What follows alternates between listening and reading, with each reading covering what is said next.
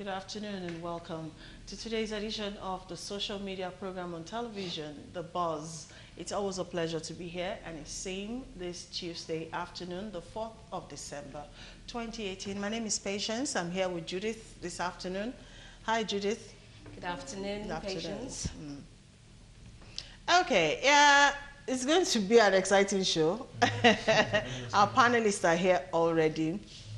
And of course, the coffee is here too, so I'll be doing justice. Okay, you know what we do on the show? Basically, we discuss trending issues on social media.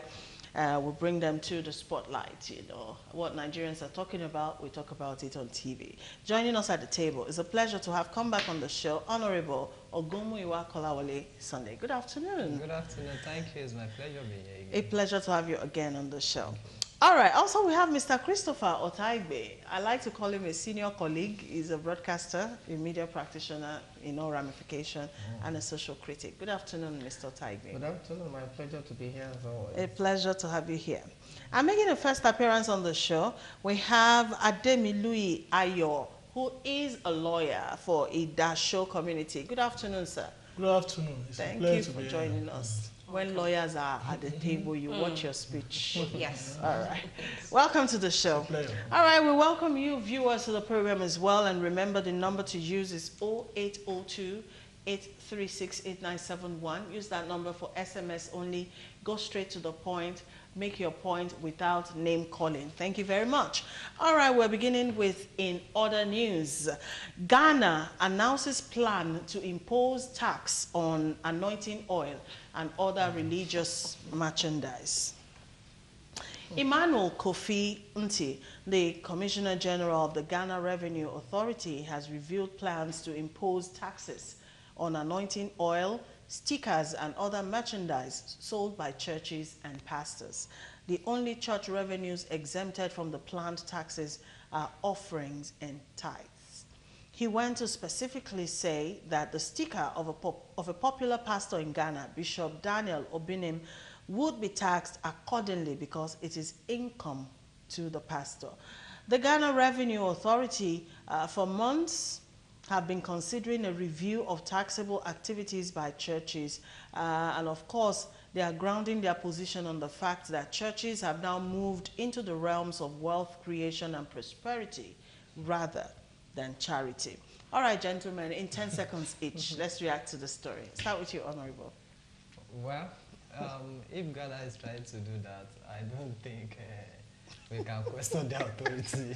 So it is an income. It is true per se, because when you paste a poster, collect money from anointing home, when even Jesus said deliverance is free, and pastor are paying for charging for this thing, I don't see anything wrong them paying. Okay. Mr. Chris, 10 seconds. I just think they should tax everything church.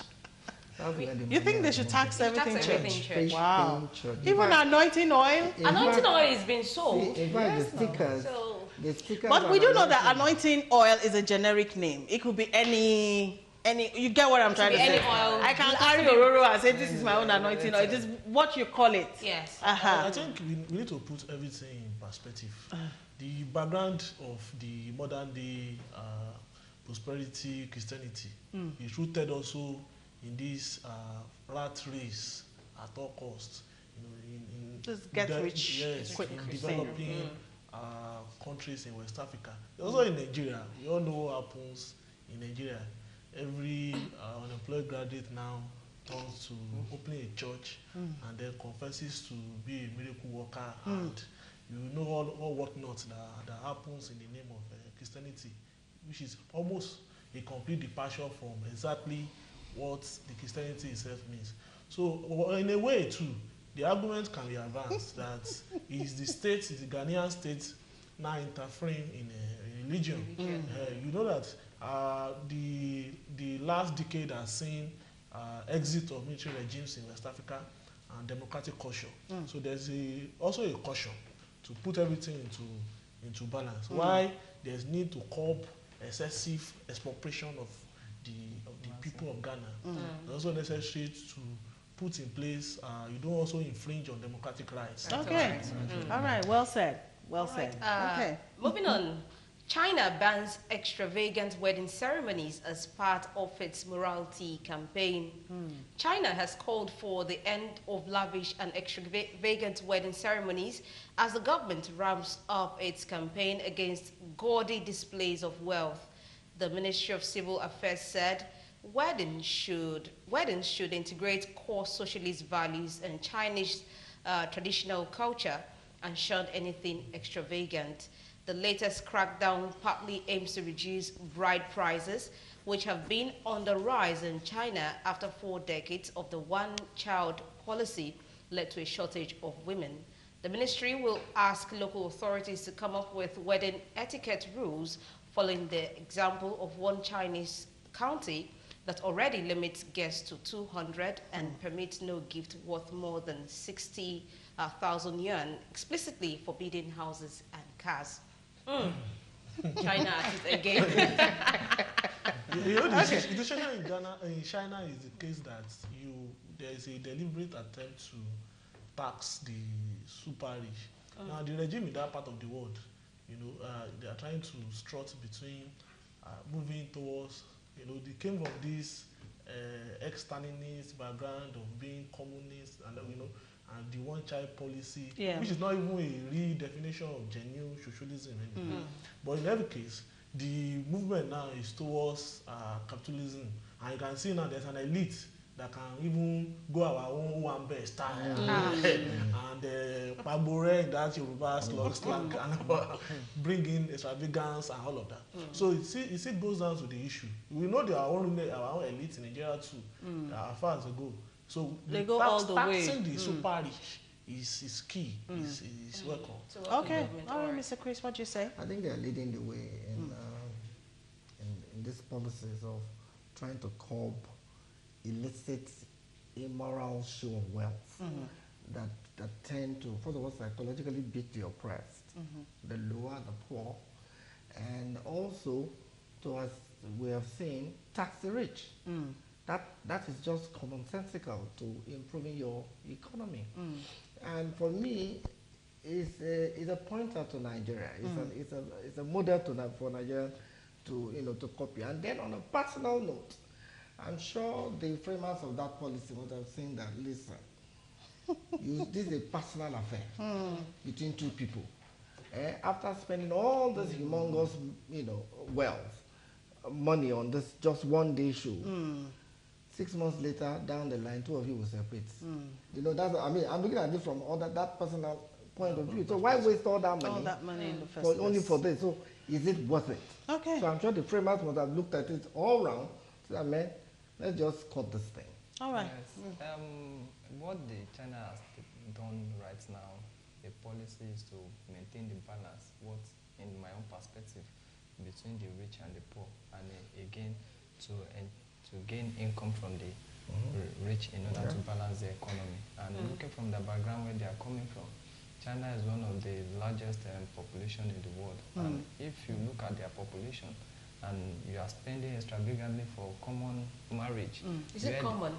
It's a common marriage. But for a wedding ceremony of one day. Yes, one day. It's a one day thing. The women will not agree. Some people believe the wedding is thing, one day, the marriage is forever. And you spend that kind of money when there's a lot of things to be done in the economy of the nation. Okay. So that's what.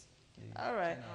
First off, China came up with this one-child policy thing, and that led to a shortage of women in China and all of this. So because of that, bride prices, went as high as 30,000 yuan. And if you convert that to naira, we're talking about 1.590 million, naira and all of that. Bride price. Aside the celebration. The other, spendings. That is just the price. So I think this is a good move by the Chinese government. All right. Lastly, in other news, Father Mbaka embarrasses Peter Obi for not donating to his church. Spiritual Director of Adoration Ministries, Father Ejike Mbaka, embarrassed ex-Anambra State Governor and Vice Presidential candidate of the PDP, Peter Obi, over his refusal to make a tangible donation to the church during his bazaar recently. Father Mbaka, who criticized Peter Obi for being reluctant to make a donation to his church, warned Peter Obi that if he continues in the way he's going, he and Atiku will lose the 2019 presidential elections. He went on and on to say God hates stinginess, blah, blah. It went. But anyways, this is the video, the controversial video. It broke yesterday, and since then it's gone viral online. All right, so let's just give you like a sneak peek. It's a lengthy one. I think it goes on for almost like 15 minutes, but this is just like 2-3 minutes of that clip. Let's check it out. We'll be back.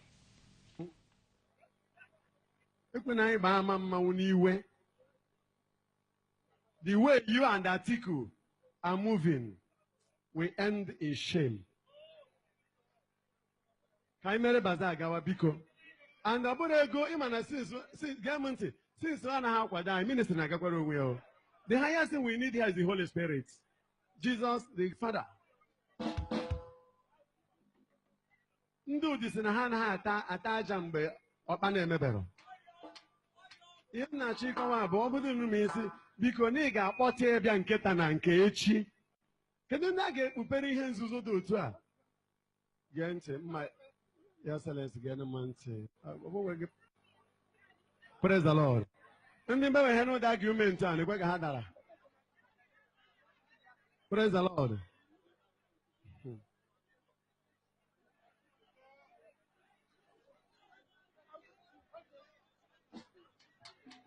Praise the Lord.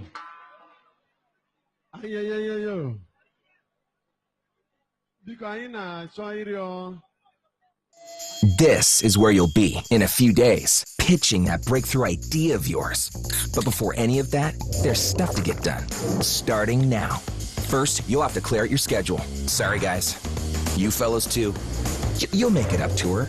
You better. Now, let's get to work. Keep at it. Looking good. Love it. Oh, not good enough. Well, let's start over again. And again, and again. Pressure will get to you. But you will rise up and power through it all, no matter what. Then step onto that stage and hit them with that idea. Bam! See, they all love it. Even this guy. You are on top of your world. You, my friend, are unstoppable. Power Horse. Unstoppable you.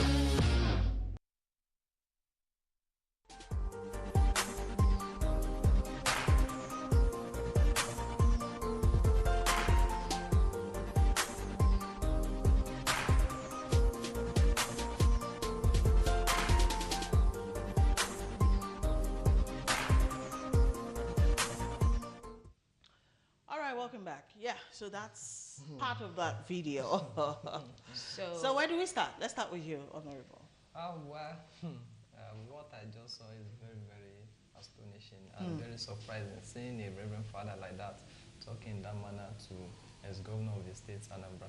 And if you see, or even to any human being for that matter. Yes, and it to some extent, you see, we have been said several times that the spiritual father should start distancing themselves from politics. And this showcase that the introduction, the participation of spiritual father in politics to get something from the politician.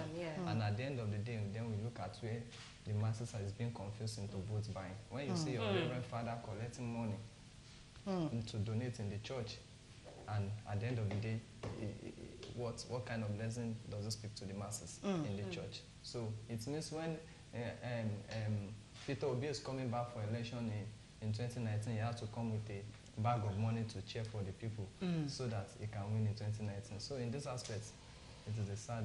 The way the voters have been swayed already. Yes. No. So, all right. And Father Mbaka is very, very known for his controversial statement. He has said that in 2015, same thing now in 2019. So it's not a surprise. All right, Mr. Chris. I think that was obscene. Obscene. That's brazen. Well, I don't know. I don't want to say some things here, but I'm highly disappointed in that man. And now you can understand why the Ghanaian government wants to tax the church. And like we just said, now they should tax everything. Yes. Because they're going to get donation from that guy. Is he going to go for free?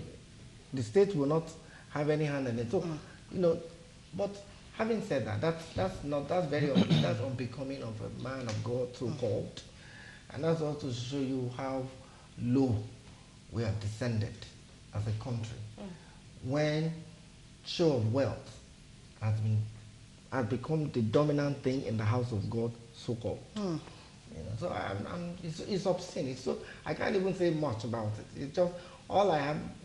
The only word I have for that man and his show is obscene.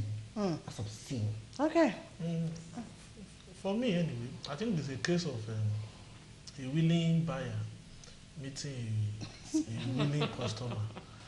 You know our ruling elite in this part of the world. They go to churches, campgrounds, religious festival, especially at the eve of general elections, to kneel for prayers and all of that, and solicit for votes.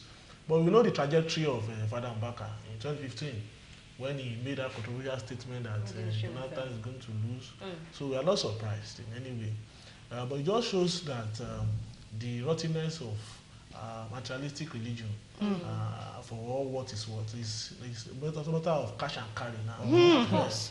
And it's going to go worse and worse until we put a stop to all these things. So it's really sad anyway. Wow. All right. Well, if you want to watch the entire clip, you can go on YouTube. It's having a fine day online. All right, this one says, is it compulsory? He isn't God to predict what will happen. If he needs funding, he should just ask directly and not beat around the bush. All right, this other one says, hi, God bless China for setting a good example. Nigeria should follow suit. Partly this and other financial debt and emotional and spiritual issues besides the current government negative economy is why Nigerians are committing suicide anyhow and jumping into the Lagos Lagoon like fishes into water. Sonny from Kano sent that one in. All right, that's it in other news. We're moving to our main stories of the day. Remember, the number to use is 0802 836-8971 and it's for SMS only. First story, Qatar plans to quit OPEC. Qatar has announced that it will leave OPEC, the oil cartel, on January 1st after nearly 60 years of membership. Qatar plans to expand its role as the world's #1 exporter of liquefied natural gas and boost production by more than 50% to 110 million tons a year. The decision to quit OPEC comes just days before a crucial meeting of members in Vienna to discuss cutting supplies. Oil prices reached a 4-year high of more than $80 a barrel a couple of months ago, but have now dropped to about $60. Well, as we all know, Qatar has been a member of OPEC since 1961, and he said the organization was aware of its decision to withdraw. All right, this is a big move. Yeah. First of all, by a country such as Qatar, you know, that is well known for its oil, you know, production and all of that. So what does this actually mean for the global energy markets?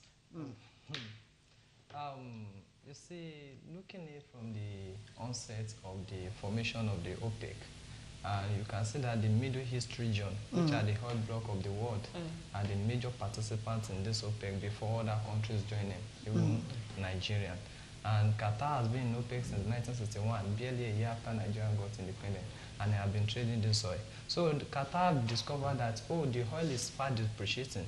As of 2017 in gas, Qatar is the #1 revenue generator, making the highest one. So he felt that, oh, it should involve more in gas rather than spending more time on oil. So this is the reason for Qatar changing its allegiance from OPEC. In fact, they formed a gas exporting country forum, whereby Qatar and other 11 countries have been major participants. As of 2017 last year, Qatar is #1 exporting gas country in the world. So recording about $26.8 billion. Wow. And you can see the huge amount Qatar is making from gas. So I think Qatar is not losing anything even if but the consequence on this is that there will be a shortfall of supply of oil in the world. And again, it's going to affect so many things, and Qatar, other countries in this organization needs to follow suit and look for other means, like what Qatar has just done right now. Okay. Well, I think it's a bit political. You know, Qatar and Saudi Arabia, they've been at each other's neck almost 18 months now. Yeah. Because Saudi laid a blockade of their land, air, and sea, you know, so trying to choke the economy of Qatar. Saudi accuses Qatar of funding terrorism and all of that, you know, and of course Qatar is like, hello, where are we coming from?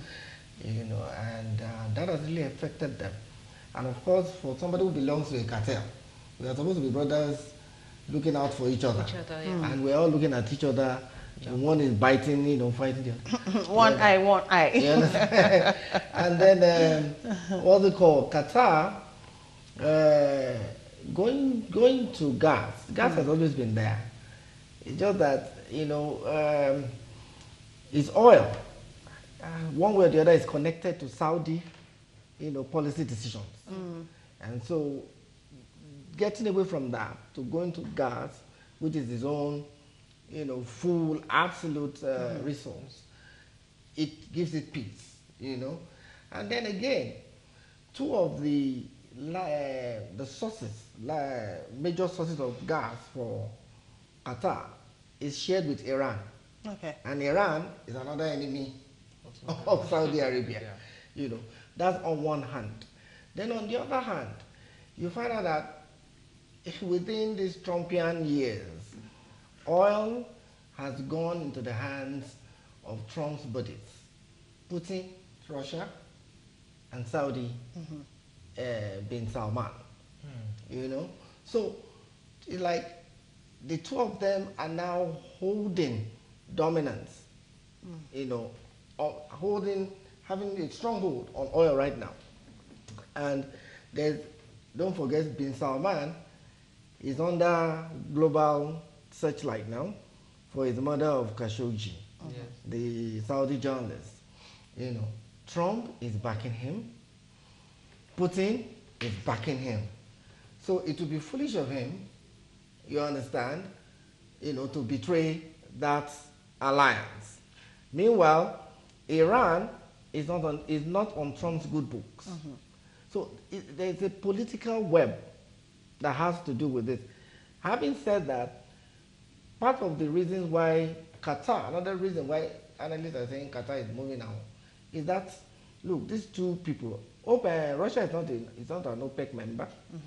You know, why are we allowing this kind of alliance to go on? So smaller oil producers may start grumbling. And Qatar, seeing Qatar leave, because it was surprising, nobody expected it.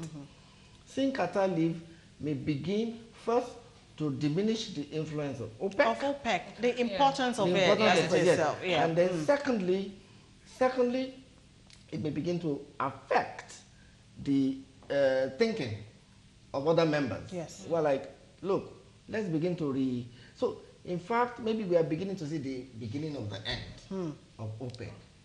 I hope not. Okay.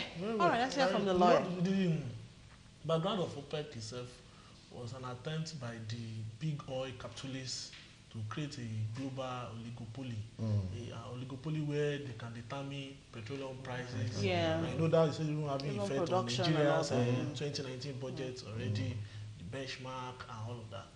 And well, Mr. Chris has laid a part of the political background. It's purely political.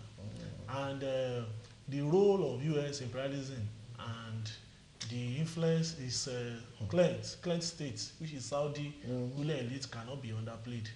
Their over dominance in the Middle East region and outright crime against humanity. We all remember the Khashoggi murder, and and the support Donald Trump is giving to that regime. But in every way, too, we examine the Qatar ruling class. It also has its own hypocritical track record.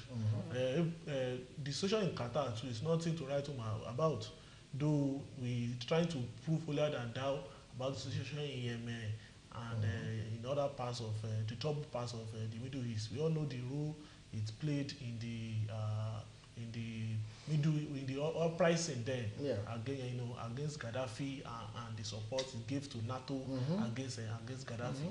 So, but simply put, the lesson is to be drawn at the home front in Nigeria, and that's what where we align with the position of the honorable, that there's now a shift of from dependence on fossil fuel to, like for instance now, U.S. Extractive energy is mainly from shale gas, and the U.S. used to be the third largest importer of Nigeria's oil, and now we all have this mono dependence on oil. Education has been sidelined, healthcare has been sidelined, ordinary even basic infrastructure, water supply in a place like Lagos State is sidelined. Everybody just feels our real elite is so laid back, so lazy, so unable to even do basic production. Our factories are closed down. No manufacturing is not going on in the country. You just dip into the free pepper soup and take your share. The one day, surely scientifically it is now becoming very clear. The fossil fuel will dry up, and there will be nothing to go to Abuja to go and share anymore. So I think the home truth is for us to sit up. No, it's close.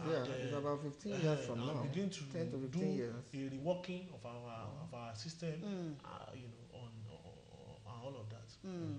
Okay. I'm wondering though, if this might not in any way have any adverse effect on Qatar, as it were, seeing that one of the benefits of course, Qatar is already receiving its other sanctions. Okay, all right. Saudi Arabia, US, and Saudi Arabia, and other things. Media in that part of the world is under restriction. If there's a major media in that part of the world, we all know, I won't mention the name, that the journalists are in jail now in Egypt, and there's an international network of gang up against that regime that is trying to fight, and Iran too. The background and all of that, the Iranian, the threat, the big brother threat against Iran, and all of that. So, but then where's Nigeria in all of this? Yes. Our own situation in Nigeria is that we have a very backward and bankrupt ruling elite that does not see beyond its nose, and it relies on this our peripheral capitalist arrangement. That but we are, in fact, now there's the talk of the petroleum industry bill, which will mortgage even the limited national sovereignty of Nigeria's oil wealth to multinationals. So this is we have a ruling class that want to sell everything, sell the land, sell the crops on the land, and sell the land itself. And nobody cares to ask them questions. We need to start asking questions about. So before we even head to the road of Venezuela, we all know what happened in Venezuela. Venezuela was also a monoproduct dependent economy, and of course the failure to even move fully into the democratic control of that economy by the working people led to what we have now, such that people are even to an ordinary piece of bread is a luxury in that part of the world. All right, you want to round off on this topic? Yes, what we have to contribute to that matter is that when it comes to foreign policy, Nigeria is not a leading role, even pushing its foreign policy. What Nigeria used to do when it comes to all this international is see how we wanted to sell this product, get money, and they don't have this very leader that have vision and can push their foreign policy whereby other countries in the world can buy and be in the comfort of the world. As in this aspect, Nigeria will be thinking about maybe we divert to agriculture or to any other crop products. And you can see this is what they are embarking on this time around. They have been foreseeing the outcome of this problem for a long time. And now they are now investing, coming back to agriculture. And this is what the regime and other regime are preaching. In Jonathan Green Revolution, and others agricultural. But how committed are they to invest in agriculture? You see, the thing is this, I've said it here, we have government, as in like you have your laptop, but the content that drives the laptop, that makes it personal, we don't have it. We just have individuals who are using the machinery of government to power and further their own personal agenda. That's the definition, that's the beginning and end of what government is in Nigeria. Because if we have a government, in fact, we don't have to get to this point. From the point at which Trump, because everything is being driven by Trump, when you looked it down, Trump became a threat to OPEC, and price started doing yo-yo. Yes. A smart thinking government of the people will have, by now you should be seeing, no research for 9 Assembly, you should be seeing helter-skelter between 9 Assembly and the executive. What do we do? Okay. You start feeling it, but now you don't see it. Right now they are preoccupied with elections for 2019, that we don't know whether Nigeria will survive after that, So, but, so it's painful. It's painful. It's just unfortunate. That is fortunate or unfortunate? Fortunate in the sense that God has so blessed us with so much resource, right? We are wasting it, and because we are still living with it, one way or the other, by hook or crook, we don't feel anything, any of these pains. Maybe, like our barrister said here, the day that oil dries up, or maybe it won't even dry. No, by the time you have oil, everybody's buying. Then let's see what happens.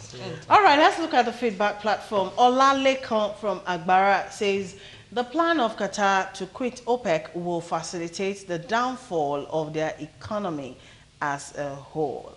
All right, this other one says, the boss, as the man on white rightly said, it is more of politics because of the blockades by Saudi and other Gulf nations against them, and they have not much say in OPEC. Besides, other issues. In like manner, Nigeria should start to look at our wasteful gas flare and start making good use of it and to export. Sonny from Kano, thank you for sending that one in. Okay, January 1st, 2019, that's where the big, the big pullout by Qatar from OPEC will happen, and we'll see how that goes from there.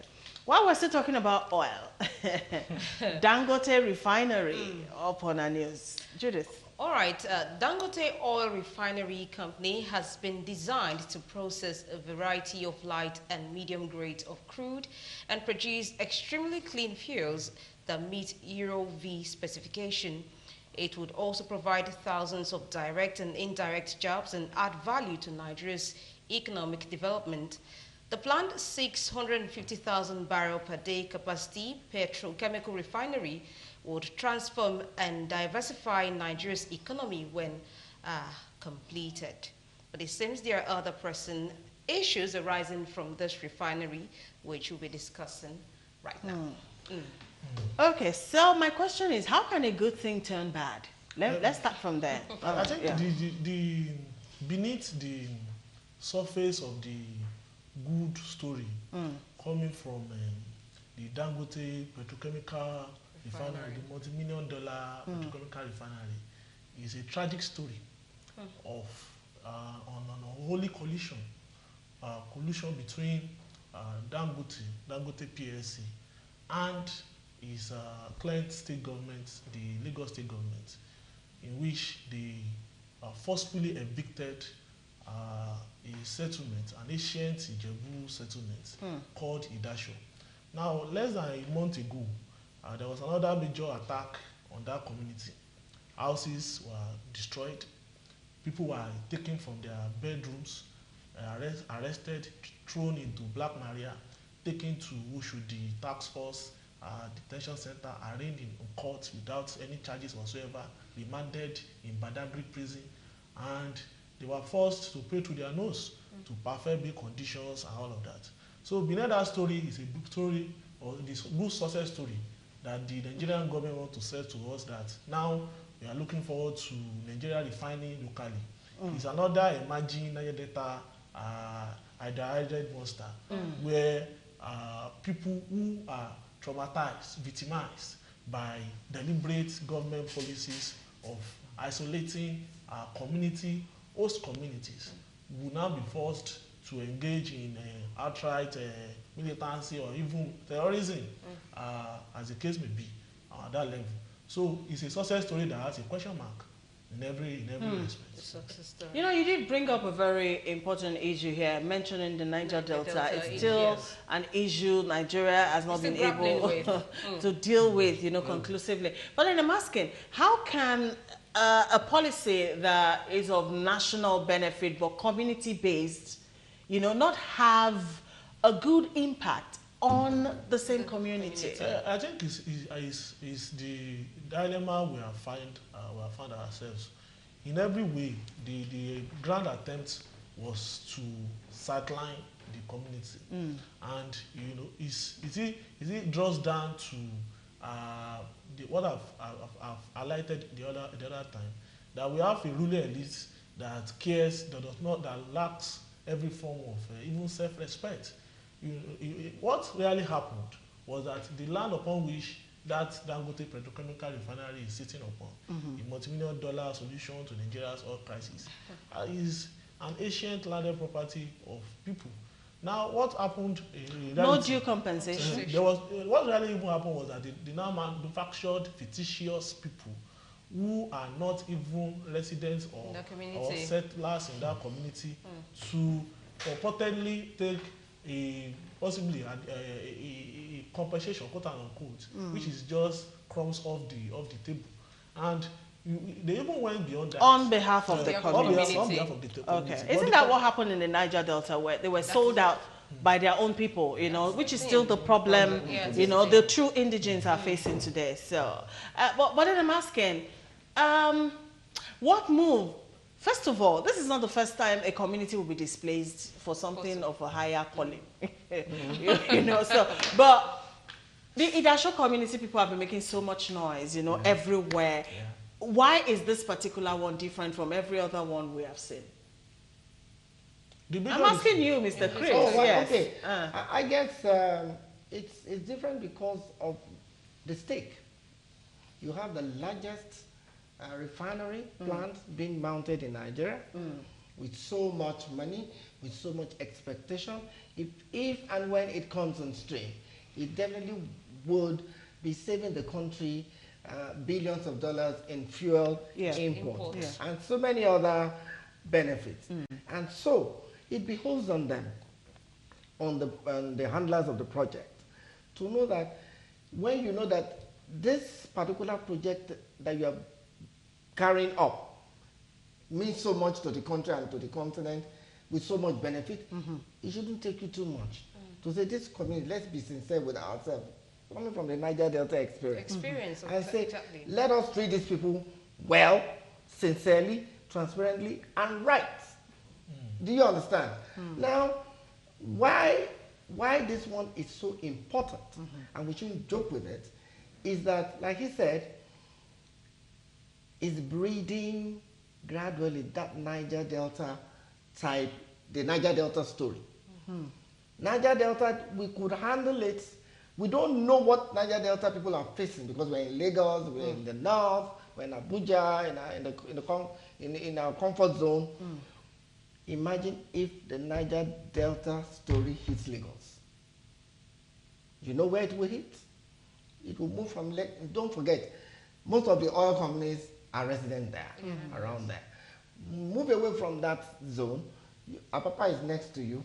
The ports are next to you. So what are you toying with? What are we toying with? So when they say Nigeria has been, we are on a keg of gunpowder. That one is small compared to where we are with these people. Now the thing I get is that maybe they feel that, well, we own the land. Dangote is popular, is rich. Dangote is virtually government, so you can do anything and get away with it. And so they can do and undo. And so Lagos state government, Well, according to what I've heard, these are politicians. They will do what they're doing now. Maximum 8 years they leave. They leave. When they leave, they have They expect to sown still be there. bitterness for a generation to inherit. Yes. By the time another one comes, they continue from where these people stop, another generation of bitterness being, and then these people are revving up in their disgruntledness. By the time they will unleash it on the state, Lagos State is not just Lagos State for Lagos State. Yes. Lagos State is a Lagos for Nigeria, for Africa, and even for the entire world. Don't forget, this is the hub of Nollywood. Yes. Yes. That is the number 3 on the global movie charts. Lagos is the hub of West Africa. So what we are toying with is not small. So it's not a. I'm shocked that most media houses in Nigeria are not seeing this, or maybe they are glossing over it. But we are toying with the future, not only of Lagos, but of a whole country. But because of the economy of Lagos is down, we are down. All right. Just to add a little, Okay. why the Dachau case is very, very peculiar is the fact that you have the obnoxious role Lagos State government is playing in trying to say whether you like it or not. It's not a matter of choice for the community. We are damning you, your own residents, your own voters. We damn you, and wherever you can take us anywhere, we are damning you for wherever you are. We are pushing away. You must remember that the same Lagos State government is responsible for an humanitarian massacre. I'm on record here in Otodogbame, where I was going to talk about the Otodogbame. I mean, that is still an ongoing issue. Were Yes. completely With the Lagos State. violently displaced. Those persons, there is international law on crimes against humanity. They should be aware of that now. Those persons, whether they are in political office now or they will leave political office, will be held responsible for that crime against humanity. And we have a lot of cases. So we have a vampire state government. I'm on record. But That has unleashed a deliberate war on its own residents. Well, the people in the epicenter of Lagos, I mean, those of us watching the short two between CMS and Oshodi and all that, they'll not be aware. But we are letting the people know today that there is a unholy alliance between big oil business, which is Dangote, who doesn't care about health and safety, doesn't care about community sustainability, or all the talk about environmental impact assessment and all of that, and an arm of government that also wants to land grab at all cost. That's a peculiar there's case. an international dimension to this. Don't forget, some European, when Dangote comes on stream, it's going to be depriving the European refineries where we are bringing our fuel. Now, they are not happy with him. They are not happy with this project. So when they know that there is this little crack, an ongoing crisis, that's when they will not, this is how people do proxy wars. They will now fall on the side of the oppressed and arm them to destroy the What would have been a good thing? I understand. All right, let's hear your take on this, Yes, Honorable. the similar crisis going on in Bejuleki, where Dangote has occupied over 2,500 acres of land to build one of the biggest refineries in the world. It's called for reasoning. You see, if proper care is not taken in this situation, I can see the host of island going ablaze in the next few months or next few coming years. Because these are started in the Niger Delta, and proper care attention was not paid to, and people were taken for granted. And at the end of the day, it was those children that were not taken care of, they were not nonchalant, took up arms against them, the oil companies in the region, busting the pipe, doing bunkers and also and which have diverse effects on the economy of Nigeria as large. Imagine it is not only in Niger Delta we have oil, but that's the mainstay of Nigeria. Of course. Economy, yes. And when the people took up arms, and sometimes it has effect on oil production in Nigeria, even within the economy. So what I would just advise the government as a whole is that they should remember that these people are the ones that put them there. It has been so obvious since independence of Nigeria that leaders in Nigeria doesn't care about the masses. They didn't care about their feelings. They didn't care about their action. They treat them like slaves. And imagine if a kind of company that can sustain the economy of Nigeria is coming there to a community. Exactly. And you cannot align with that community. How much will you give the community? So we're not learning from history. We're not learning from history. We are not learning from history. And today, because of their own selfish interests, they put the whole country into in mess, in political mess. Do you know, I want to give one example finally. 10 seconds. 10 seconds. Time is almost up. When I went to this community, Yeah. I went to the houses of one of the elders of this community, and his son was there, a graduate. He had his beard. I will never forget that day. And I asked, well, this Dangote in front of you, why can't your son, tell them to employ your son? The boy said, no, I will not work for Dangote. I said, why? Because I cannot work for the oppressor of my father. I cannot work for the thief of our land. Okay. And that for me was scary. Okay. Yes. All right. In 10 seconds. I don't know if we even have that 10 seconds because our time is almost up. But let me quickly read this, a couple of feedbacks. Sonny says, hello, the community in question should ask the people of Oloibiri how they survived and the entire Niger Delta, and probably they should also take their case to the international community and court so that adequate compensation be paid to them. This other one says, we have crude oil in my place, Ndemili Utagbao, no, I pronounced that correctly, but no electricity for 9 years. I guess a Henry Nduka. I mean, how can you have so much and yet be so deprived? Yes. I think it's a case of even the entire Nigerian situation. Nigeria generates, as at the last records, $50 billion Wow. Annually. From oil and all of that. And what do we have for it? Nothing to speak, show for it. Okay, our time is justice fantastically up. I wish we had more time. But we will come back and talk about this. And this is reaching out to people from Dangote too. I mean, we would love to hear from you. Yes. Come state your case. Let Nigerians be hopeful again that this refinery will be for the better good of everyone. Nigeria. Thank you, everyone, for coming out. Honorable Ogumuyiwa Kolawole, thank you, sir, for coming. Mr. Christopher Otaigbe, thank you for coming. And of course, Barrister Ademiluyi Ayo, the orator himself. Thank you for coming. Thank you, Judith. Thank you for watching our viewers at home. Yeah, we'll see you tomorrow at 12. Have a good day.